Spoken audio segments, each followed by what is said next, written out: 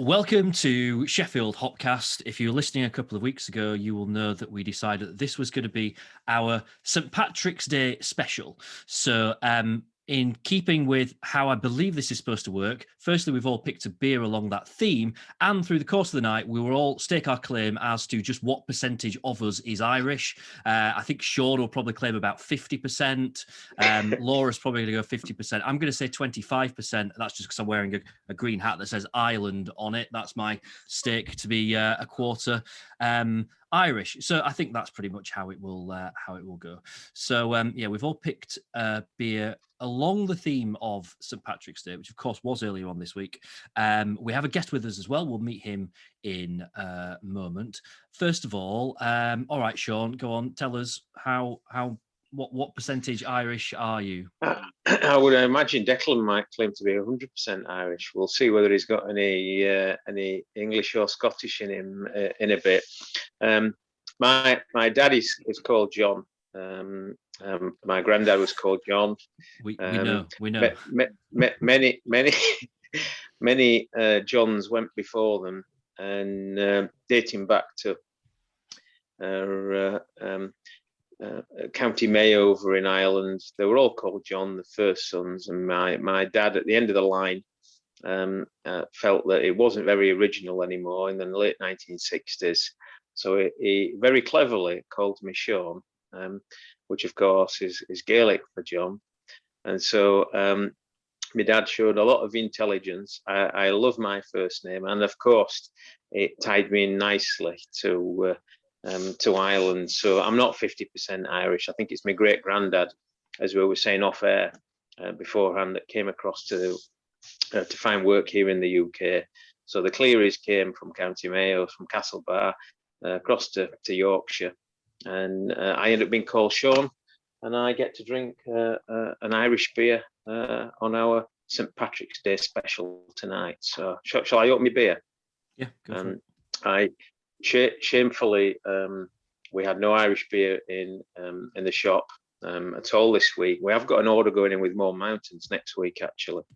So what I did, I sought out my friend Errol in the market. Errol's from Jamaica, and over in Jamaica, out in many African countries, out in lots of Asian countries, Ireland sort of cements itself in the form of Guinness for an extra, a beer I don't remember having had before, but this one is brewed in Dublin. I believe for an extra is brewed at various parts across the world, and Guinness send out some sort of for an extra extract wort that gets blended locally with beers produced out in Africa, Asia, and the Caribbean. But this one's rock solid, brewed in Dublin, and is their original 1801 recipe for export, which I suppose similar to IPAs. This one is extra hopped, is stronger, and meant that it lasted longer on its journeys across the world. And I've just read online, just in the last hour, which a stat that quite surprised me is that this beer accounts for just under half of all of Guinness's sales across the world. So I can't believe that. You'd imagine at least 90% of Guinness's sales across the world would be in the bars of Dublin when you're in there. I can't imagine that there is any more to be sold than what is up to there. But this accounts for nearly half across the world, and so help Guinness spread its name beyond Dublin, of course. So I'll get that opened. I've got my Ireland. I was called Sean the Leprechaun all through school, of course. So I've got my little leprechaun bottle up there, and we'll give it a try. 7.5%. So I'm hoping extra hops, extra ABV. It might take it close to a bit of a black IPA or an export India Porter, maybe. So I'll tll you what it tastes like in a bit. I think I've gone for long enough. I don't think I've had that either, actually. So I'd be interested in making what you think about it. Obviously, Sean, we're not going to be doing any cheap football puns or anything today. Although I did wonder if you might go for a Barnsley bitter, but that's a different matter. Anyway, let's move on to Laura. So Sean, I think, was going for about 12.5% Irish there. You're going higher or lower than 12.5%? Oh, I'm going to have to go lower. I have great grandparents who are Irish, but that's quite a lot of greats. So will that be 3%? Yeah, you're probably going, So not very much. However, I have got a beer that is from slap bang in the middle of Ireland. I've got a peach Bolina from Wide Street Brewing. They're based in Ballymahon, which is, it's like in between Galway and Dublin. It's a wild mixed fermentation brewery. And this is a 4.6% beer. It's quite a traditionally made Bolina Weiss. So not kettle soured, made properly with 12 months of aging with Saison, lacto, and lots of different types of Brett, and aged on 100 kilos of peaches. So very excited to try this one. And just a little interesting fact for those who are watching on YouTube, the design of this one was done by somebody called Dom Cooper, who has worked on Doctor Who, and he's a friend of the brewery. So that's another fun fact about it. But we met Sean and Carla, who run Wide Street at Carnival Britannomyces a couple of years ago. They're absolutely lovely, lovely people who make some cracking beer. So I'm really looking forward to this one. Bro, how did you actually get the beer? How do you have it about your person? It was sent over to us by Sean very kindly for us to try. So a gift. Excellent. Good stuff. Right. So we're going probably 3% then for Laura. So Adam, are you going higher or lower? As far as I'm aware, lower. I've never been to Ireland. I don't know any family have ever been Irish, but I've not looked into it. So I could go 2 generations deep and find that they're all Irish, but I don't know. I've not heard of anybody who comes from Ireland. I'm assuming I'm probably some sort of Nordic Scandinavian with my Nicholson, Adam. Yeah, what Nicholson Scottish. Is that Scottish? I think it's Scottish. Yeah. It's got I've got his own tartan, so it must be Scottish. So so I don't know, 1% just for that 1% possible. So we do a St Andrew's Day special just for Adam, so that he can. Yeah, that's good idea. Top dog in, is that November?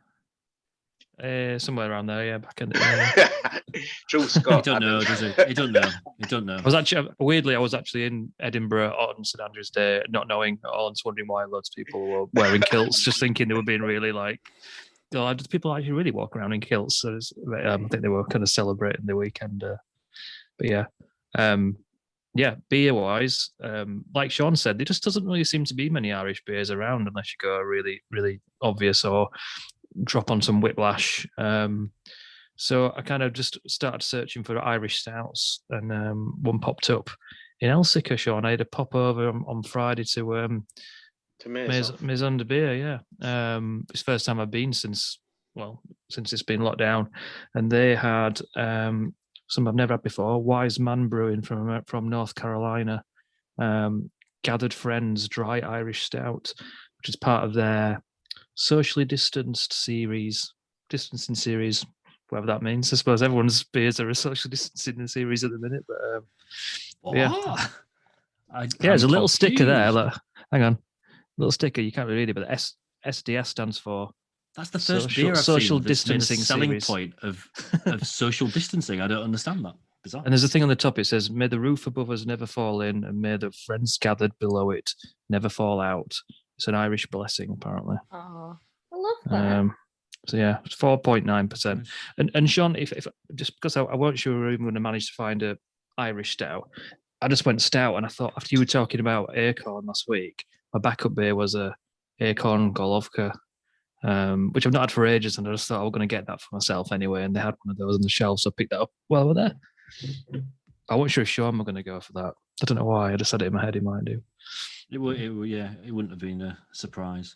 Good stuff, good choice. I'm going to have to take my Ireland hat off because I am getting far too warm underneath that. So I have not only have I gone for an Irish brewery, but I've gone for a beer that is green. So you might actually have seen this. It's been kind of doing the rounds on the internet. So this is the White Hag, who I think are in, I don't know where they are actually, but they're in Ireland. Sligo. I'm sure they're.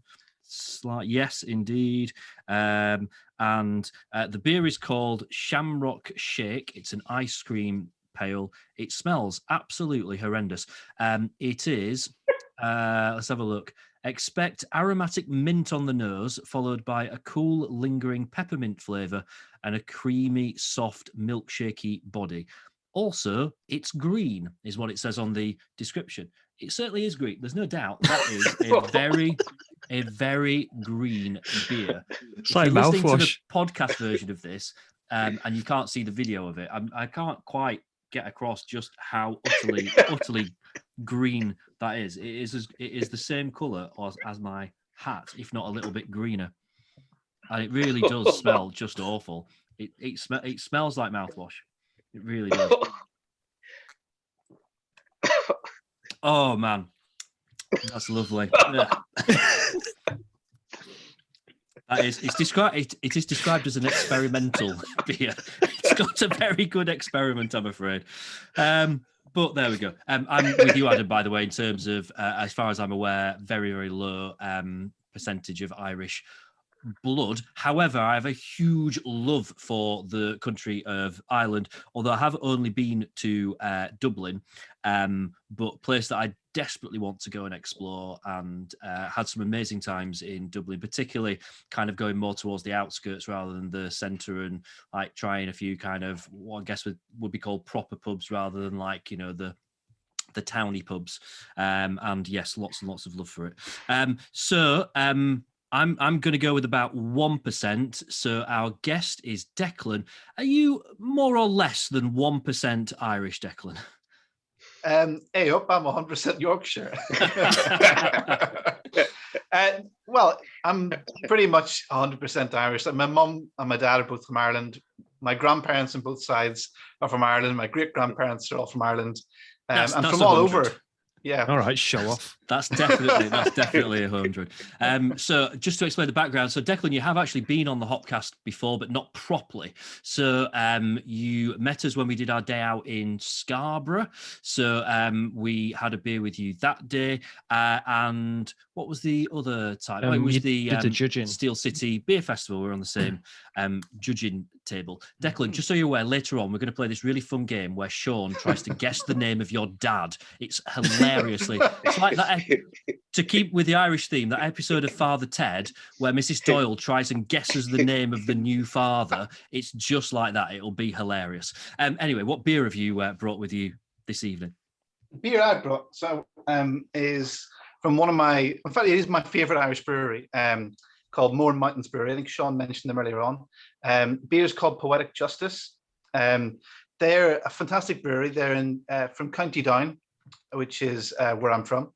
And their labels are fantastic. They're all kind of inspired by the Mourne Mountains and the landscape that surrounds the brewery. They're very lucky. They've got kind of spring water from the Mourne Mountains in their beer, which is very good for making beer because it's a very kind of soft water. And this is a 6.5%. They're calling it a hazy IPA. I've had it before. You could call it a NEPA if you wanted to. I'm not sure. A lot of breweries seem to be moving away from using the phrase NEPA now and saying hazy IPA instead. They're an amazing brewery. I've only really discovered them in the last kind of couple of years, and they were very kind of well known for their Pilsner, Mourne Mist, which I think craft breweries tend to be hit and miss with Pilsners, but they've done an amazing job. Like, you know, really like you could be sitting in the middle of Prague drinking their beer. It's really definitely one to try. So this is one of my favorites. They say it's inspired by a place called, I don't know if you can say it, called the Saddle, which is part of the Mourne Mountains. I have no idea if it tastes like being there or not, but it's a really delicious kind of New England style, fruity, hoppy, juicy, very soft bitterness. It's amazing. Sounds good. Declan, just say Hazy IPA for me one more time. Hazy IPA. Love it. Brilliant. That's it. We could just end this show now. It's not going to get any better than that. Right. Okay. So, I mean, kind of in keeping with the Irish theme, I've talked about, I've been to Dublin 3 or 4 times. Had a tremendous time there. I absolutely adore that city. And I imagine pretty much anyone who is from Ireland will tell me, no, you're not seeing the proper Ireland if you go to Dublin, but I still huge amount of love for Dublin. Adam, you were saying you've never been to Not been, no. Neither of the which is islands. shocking. Have you explored much, Sean? Unfortunately, I've not been to Northern Ireland, so that's still one that I need to tick off. And as a nod to Declan, I've been very close, just across the border in County Cavan. Been a Galway. Spent quite a lot of time down in County Cork, down in Kinsale, which is a little sort of fishing village, stroke foodie heaven, not far from Cork, and of course been to Dublin a fair few times. Lovely place. I've not been to County Mayo, where the old family from my parents have been across and seen some of the old family over there, but that's not a county I've been to yet. But I absolutely adore it. Realise that Dublin and that sort of central area, Temple Bar area, has become very overly commercialised. But last time I was there, went with my dad and father-in-law Tommy. We went to watch Ireland play at rugby against Wales last September, I think it was, and had a good day and night showing me dad and Tommy around some of the Guinness pubs in Dublin. Loved it. I really loved it. Good stuff. Laura, have you explored much of Ireland? We've only been to Dublin. We went, I think, maybe 3 or 4 years ago. And I'm going to go out on a limb and say it's my favourite holiday I've ever been on. I absolutely love it. It was I just had so much fun. And I think beer-wise, we really loved it because it was just as interesting and easy to go and find great craft beer bars as it was to find a pub, like a traditional pub. I'll listen to people singing and have a pint of extortionately priced Guinness. But yeah, just absolutely loved it. Definitely somewhere I want to go back to. I'd love to go to Galway. I also want to go visit White Street Brewing as well. Looks that, like I said, they're kind of really conveniently in the middle, so we'd like to go over at some point when we can and drive the whole way across with a couple of little stops on the way. Yeah, somewhere that I'm really keen to go back to. I think we were thinking that when travel does start to unlock, that it'll probably be the first place that we feel like we want to go that's, getting on a plane and going somewhere. Yeah. So yeah, definitely one on our list. Good call. I really can't get across just how awful this beer is. If it makes you feel any better, mine's absolutely delicious. Strangely, it doesn't really make me feel any better at all. What I didn't mention, God, I've got a dental appointment on Friday at 1:30. If you want to pour that into a flask, I will take that with me. And if there's any pain, what's the ABV on it? Will it just kill a little bit of pain? It's I didn't even look at that. It's 5.5%. Oh yeah. So if I get any toothache, that'll hit the spot. It's just a collaboration. Is it a collaboration with Listerine? Actually, when you lifted it up, that is, I don't think I have seen a viler looking beer ever than when you lifted that up. Yeah, that is truly incredible.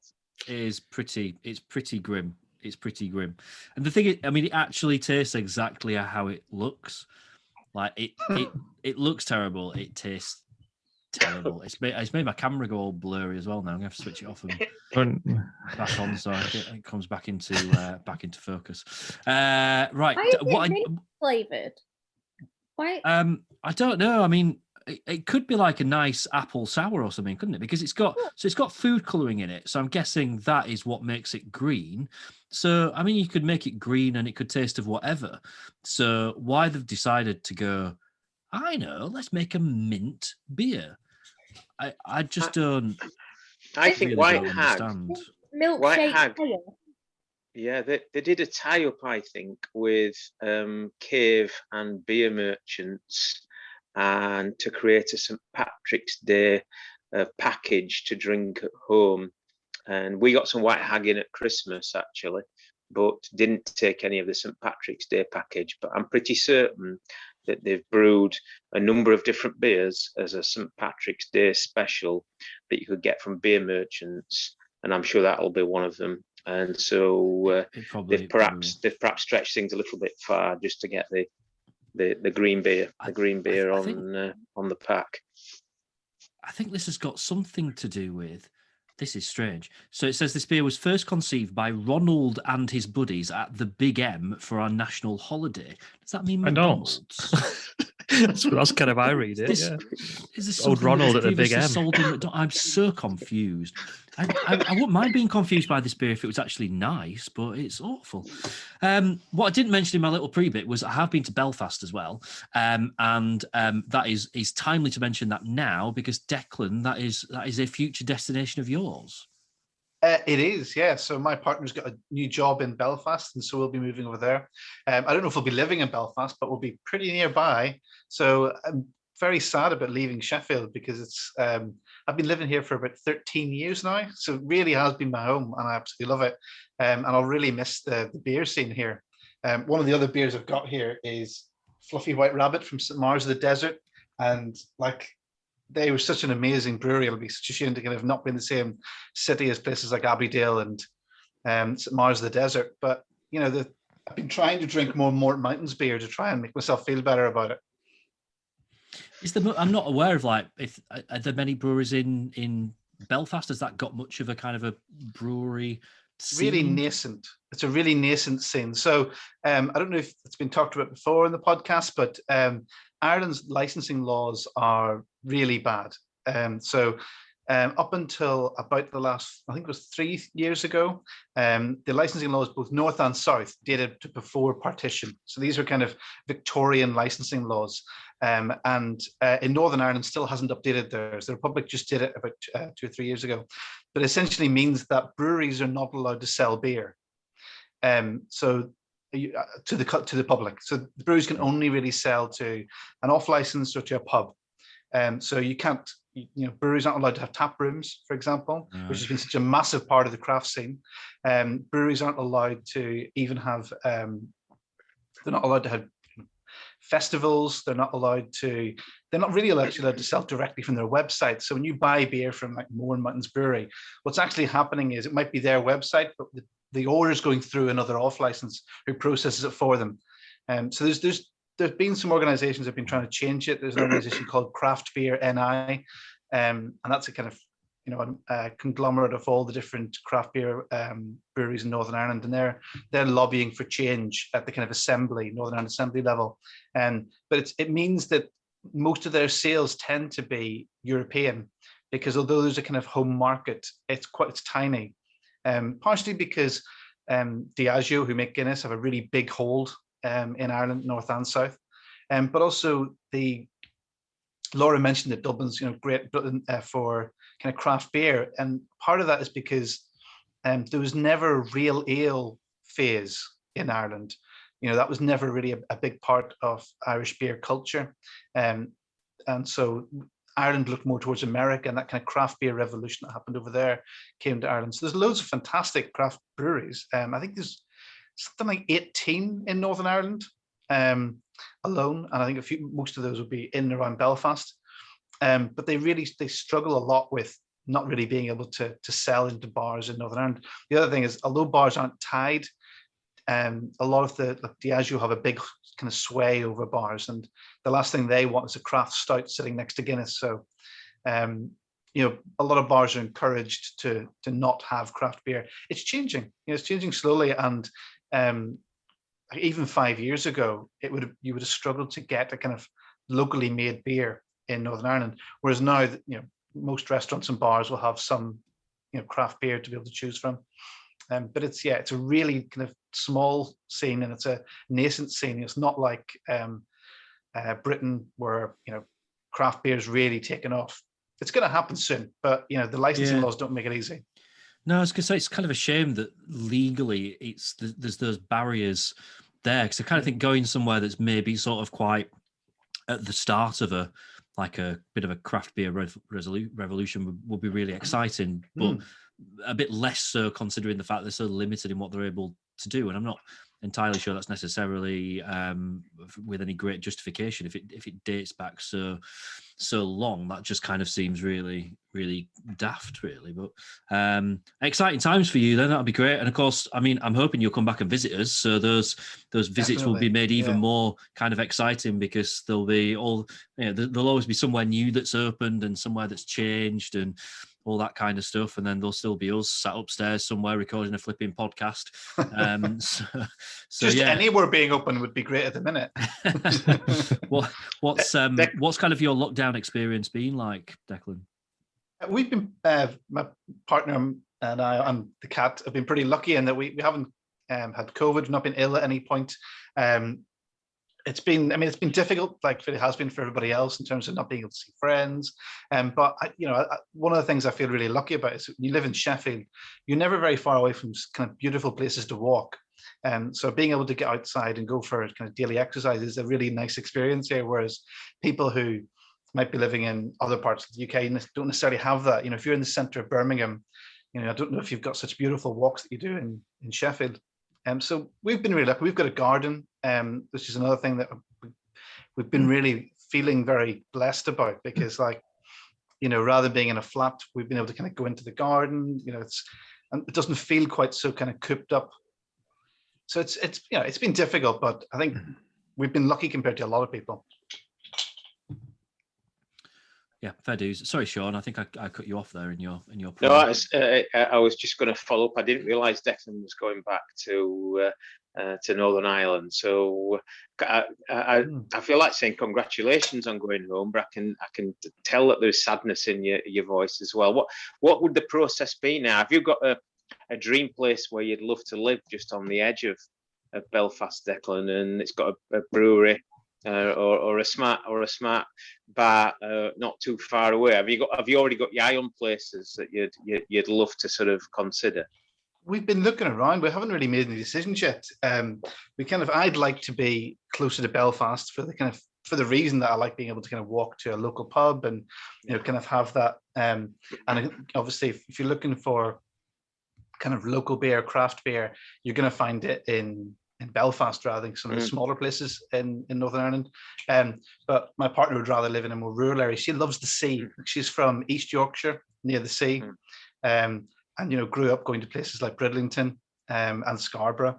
And so one of the things that was attractive to her was the fact that we'd be near the sea and be able to go and visit the seaside really, really easily. But then Belfast's on the sea, so it's I've just been watching Adrian Dunbar's Ireland show that's on a Sunday, just in the last hour or so, and he was flipping around the north coast, coming from Donegal into Derry and up that way, and it really does look stunningly beautiful. So you're very lucky to be going back there, I'm sure. Yeah, well, my mum's from that north coast, so I know it really well. She's from a place called Ballycastle, which is really nice little seaside village or seaside town, and up in North Antrim. And we've already started talking about the fact that it'll be great to be able to go on day trips to places around Ireland, and it'll be a lot easier to do that by being over there. So it's it'll be quite an adventurous trip, or adventurous kind of next stage in our lives. But I will be sad to leave Sheffield. I think I foresee a Sheffield Hopcast day trip on a morning flight out of the UK into one of the two Belfast airports. Cracking day trip with you and your missus and your mammy and your daddy and everybody else. And then us try and climb back onto an aircraft in the early evening back to England. So that would be a good idea. Well, I'd recommend getting you can get the train from Sheffield to Holyhead, and then the ferry takes you over to Dublin. And if you were so inclined, you could drink beer the entire way, because you can have a beer in the train. The ferry's got a bar on it as well, and then when you come into Dublin.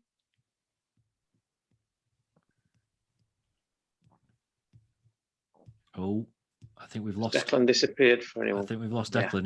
Yeah. He's froze. I think everyone else is still here. It's just Declan that we've lost. You can go straight to Temple Bar or get. Oh, no, I can still see you guys. Oh, yeah, you're back.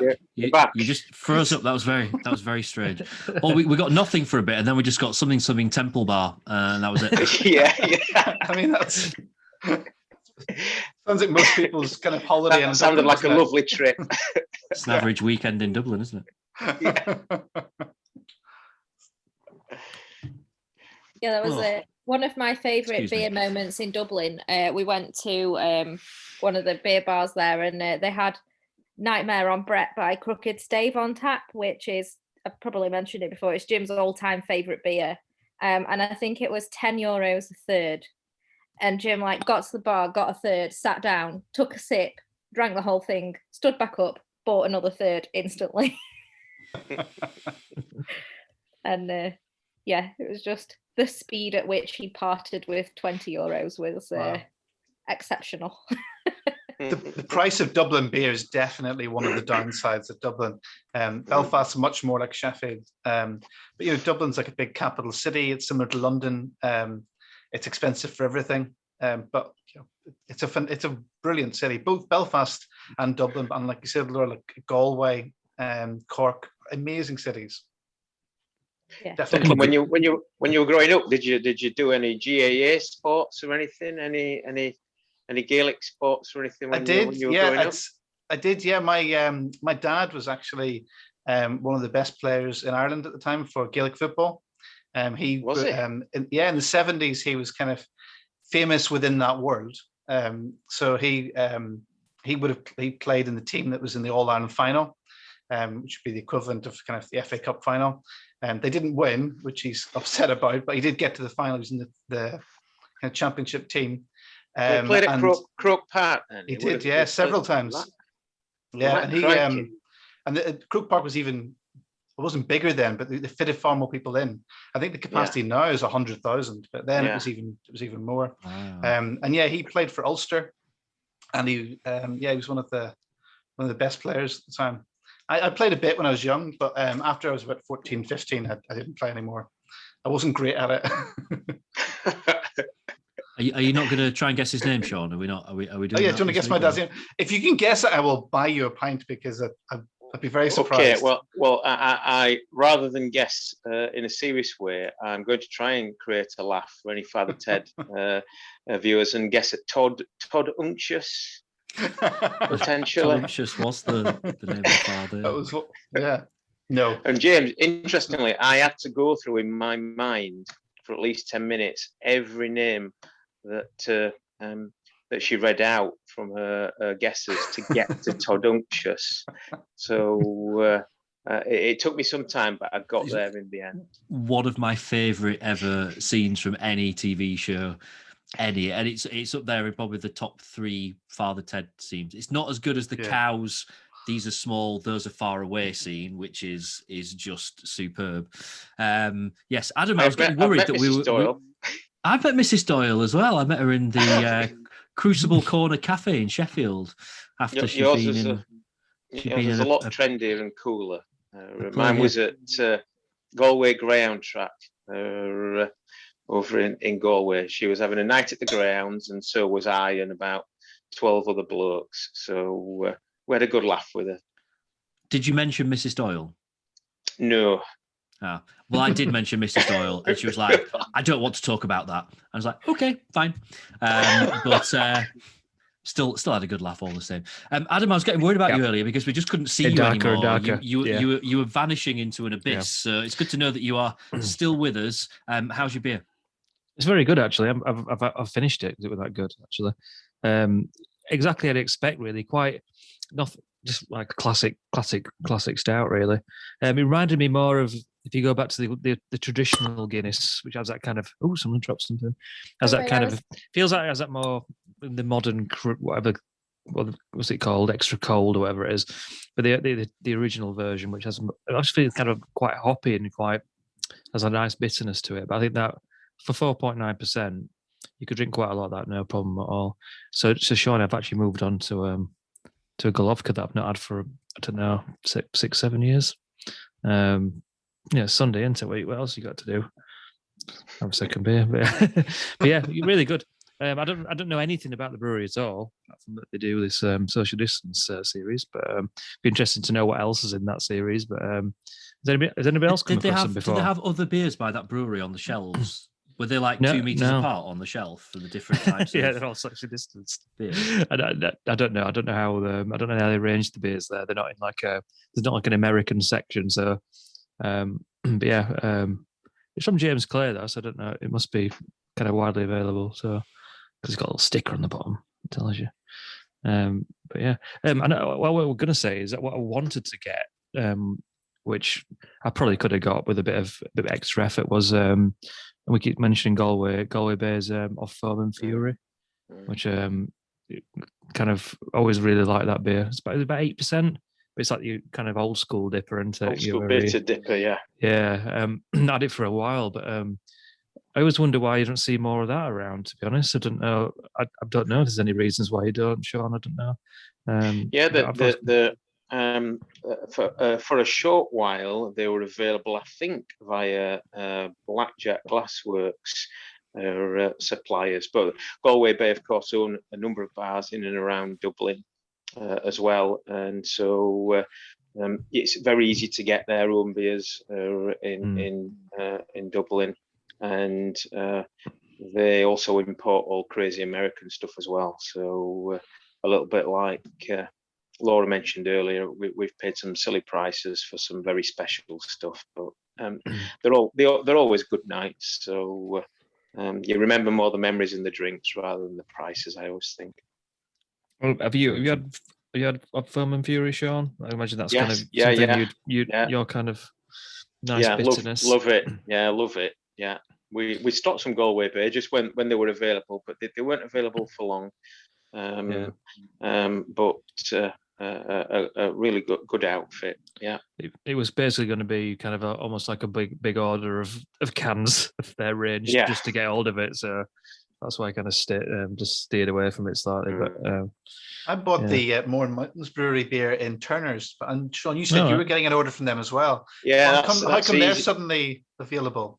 It's because a certain person in the UK, Sue, who used to own wine brewery in Wales, and was also part of Team Toxic with Gaza that used to own Steel City with Dave. So that all tracks back to Sheffield. But Sue is doing a lot of sales for Mourne Mountain at the moment. So they've been available to order probably for easily, probably last 6 months or so. And I've just been waiting to time it right, and not particularly timing it around St. Patrick's Day, I might add, just time it right for us and our stocks. And so we've got an order already going in this week, all planned and organised. So just as you're heading back to the Mourne Mountains, Declan, we thought we would get some Mourne Mountains. I was thinking about Team Toxic earlier when we're talking about the worst looking beers. And, they kind of, I don't know what it's called, but that kind of upside down beer where the head was black and the beer was white. And obviously that's a very clever thing to do, but didn't look very nice, did it? Let's be honest. What was it like? What was it? Is it a stout or? It was a reverse Guinness, wasn't it? So it was a white stout, that then needed some extra sort of very, very cleverly done, I suppose. Needed something extra then to create that black head on it in terms of its pouring mechanism, I think. So they created a lot of buzz with that, actually. But but I've never brewed it again, and certainly I didn't get to taste it at any point. None of the Sheffield pubs that could have ordered that committed to it, so we all missed out. I tried to persuade Chris. Actually, I remember Chris at was gonna get Rutland Crow. I remember trying to persuade him to get it in, but he never did. I'm just looking at. I've not seen it before. I'm looking at the photos, and It looks horrendous. It does look. It looks like something's gone really, really wrong, doesn't it? It looks like you've put kind of rye bean, like a milk with a rye bean atop or something like. But not rye bean, something darker. Some of the photos look like really nice, kind of clean black head with kind of a white glass. But you see other photographs where clearly just some black stuff's been squirted onto the top of a white head, and it looks really bad. It looks like tar or something, doesn't it? It's really not. That's not that. If they're the best pictures they can get, that is not good. Right, Sean, the Guinness, is it a thumbs up or a thumbs down? It's a massive thumbs up, actually. Absolutely smooth as silk. So a massive thumbs up, and a beer I will have again, actually, from Errol down at the Moore Market on one of the Afro-Caribbean stalls. He's got some of them in, so easy to get. Good call. Declan, the Hazy IPA as good as you remember it? It is. It's fantastic. It's Poetic Justice, it's called. Yeah, it's amazing. Really, everything you want from a Hazy IPA, really fruity and juicy, very easy to drink. Doesn't really drink at 6.5% strength. Yeah, definitely recommend it.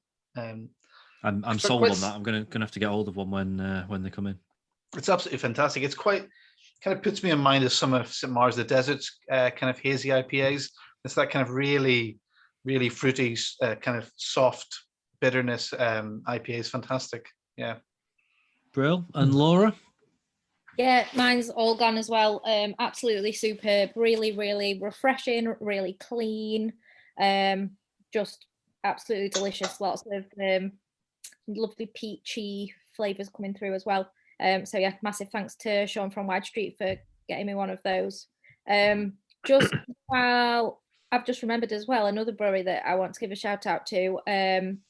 We were talking about Galway Bay. Their head brewer, I think this information is still current. Their head brewer Tom also runs Land and Labour, which is a mixed fermentation project that comes out of Galway Bay, and their beers are really, really well worth a try if anybody sees them. And he's another top-notch person as well, so definitely recommend looking for those. And for Wide Street, for anybody who's in Ireland or otherwise able to get a hold of some. So yeah, lots of good stuff coming out of Ireland at the moment, I reckon. Brill. Good stuff. I'm not going to say anything else about this other than I've not finished it. I will finish it at some point. Might take me a few days. So yes, I can't recommend the Shamrock Shake, but fair dues to them for trying it. So all that remains for us to do is our beer selfie.